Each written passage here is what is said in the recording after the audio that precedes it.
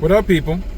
Welcome to the second episode of Mike Steph's Wrestlemania Memories. In this episode, we will be talking about Wrestlemania 2. Wrestlemania 2 happened April of 1986. I was at the tender age of 9. WrestleMania emanated from 3 different locations. Hence the tagline, bigger, better, badder. Location number 1 was Uniondale, Long Island, at the Nassau Coliseum. Location number 2 was in Chicago, Illinois, at the Rosemont Horizon. And number 3 was all the way out in LA at the old LA Sports Arena. Each location had their own main event. The New York main event was Mr. T versus Rowdy Roddy Piper, but in a boxing match. Yes, they went to the well again with Mr. T. He was waning in popularity at that time. And you know who was actually increasing in popularity? Yeah, you guessed it. Rowdy Roddy Piper.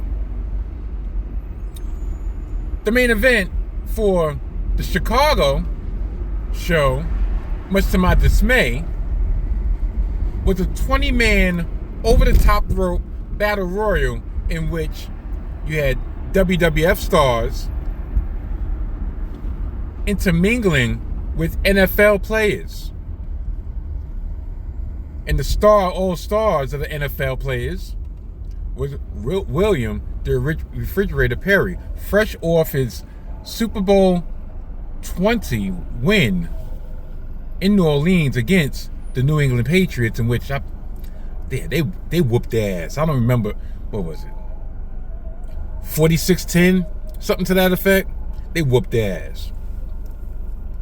But my main event, main event for the show and in LA was Hulk Hogan versus the walking condominium, King Kong Bundy. Fresh off an angle shot at Saturday Night Main Event in Phoenix, Arizona, I believe in the month of February, in which it was all set up. The Magnificent Maraca was going after the championship, but he was mysteriously managed by not the notorious Mr. Fuji. No. He was managed for one night only by Bobby the Brain Heenan. So everybody knew some type of shenanigans was about to happen. And damn sure there was. It was a setup for Bobby the Brain Heenan and King Kong Bundy to get the drop on Hulk Hogan, avalanche him, and splash him numerous times. So Hulk Hogan came into the WrestleMania 2 main event with taped up ribs, fresh off an injury, and supposedly that was supposed to put the outcome in doubt. The outcome wasn't in doubt. Everybody knew Hulk Hogan was going to win. This is another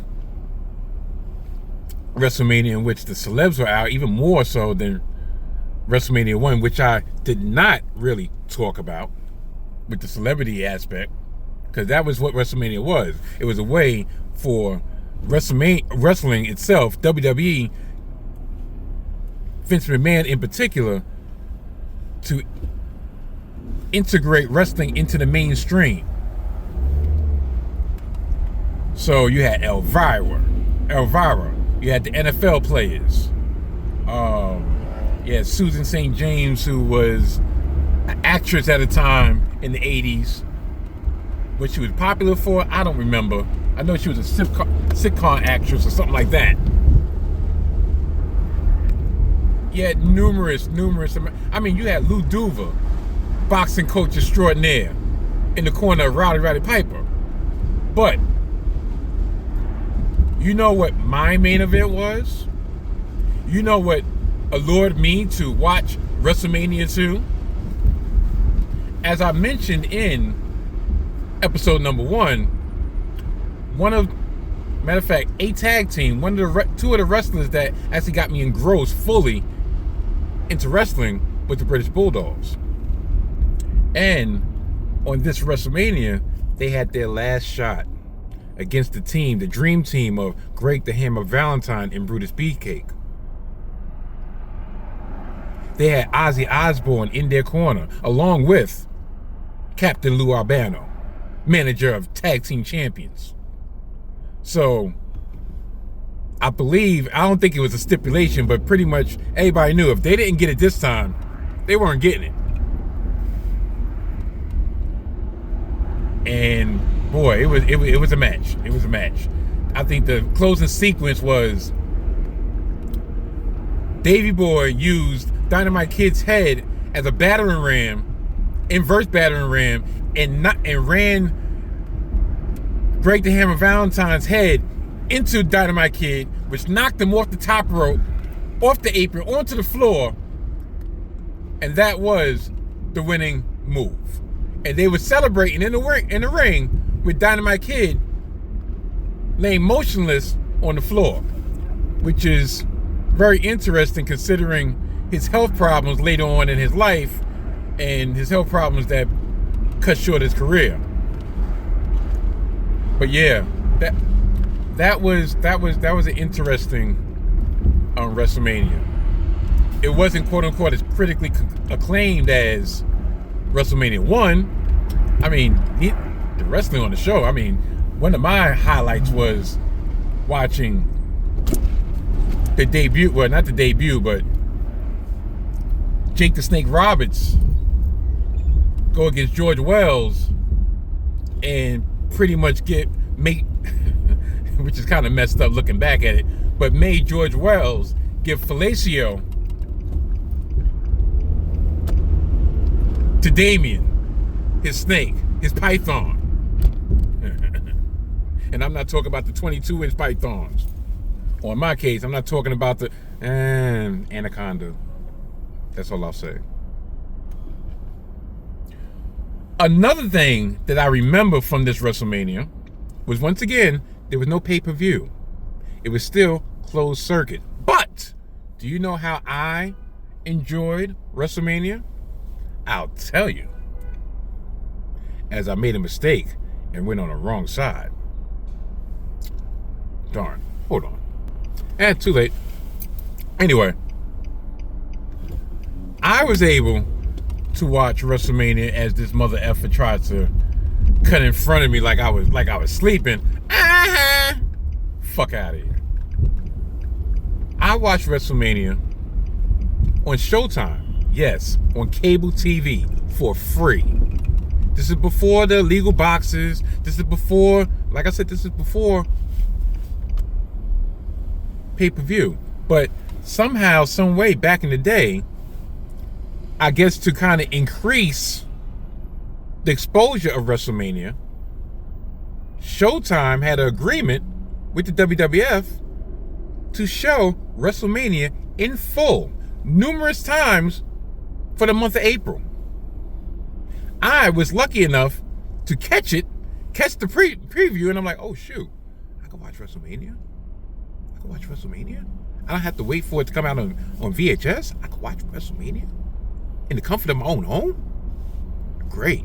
And I wonder if it was successful, which I believe it probably was, did that lead them to realize, like, a lot of people probably would enjoy watching this from the comfort of their own home, especially plus with the explosion of pay-per-view, with the boxing with Spinks and Tyson and the whole nine, and Larry Holmes and all them. I mean, in 1986, 1987, that was the rise of Mike Tyson, Trevor Burbick, and all them. You know, you still had Marvin Hagler still running around. You still had Sugar Ray Leonard running around. But I digress. I'm not getting into boxing, because I was in my boxing bag in the late 80s. I love boxing, especially they used to have the fights on HBO, and that was like appointment viewing. But neither here nor there. So yeah, I was able to watch WrestleMania 2 at home, still with my wife's boyfriend, Trevor from Barbados, the Barbadian, if you will. But yeah, those are memories, man. Shoot, it was cool. It was cool. I mean, I was able to watch WrestleMania more than once. How many people could say that at that time in real time? Watched WrestleMania like 4 or 5 times. You know, if I was a reviewer, I would have made some cake, but I was not. Shoot, you know, I was all in my glory, going to school, talking about, yeah, I saw WrestleMania 2. No, you didn't. Yes, I did. Where? In my house. You lying. No, I'm not. What channel? Cable. I mean, Showtime. You don't got cable. You don't know what I got or what I don't got. Or because you only got 2, 4, 5, 7, 9, 11, and sometimes 13. Don't think I didn't have cable. Shoot. I mean, easy come, easy go. Sure, I've had bootleg cable. Put the little hook in the back of your TV where the antenna is, and just hope you can get a good couple months before they scramble it. But I'm talking way too much. So yeah, that's my recollection. Those are my memories of WrestleMania 2. Bigger, better. WrestleMania 3, this is where it's going to be interesting. This is where I'm going to introduce my hobby at the time, which was collecting wrestling magazines. I wasn't just a WWE magazine fan. Actually, I hated the WWE magazine because it was fake. It was corny. I liked what they now call the Aftermags, Inside Wrestling, Pro Wrestling Illustrated, The Wrestler, the whole 9. I think it was the Sports Review series. And that's how I kind of kept up with wrestling and got the inside scoop, even though a lot of that was kayfabe. I didn't know it at the time, but that's how I kept up with stuff. And we was embarking on what they termed in the Aftermags as the supercard era. So all that is coming on the next edition of Mike Steph's WrestleMania Memories.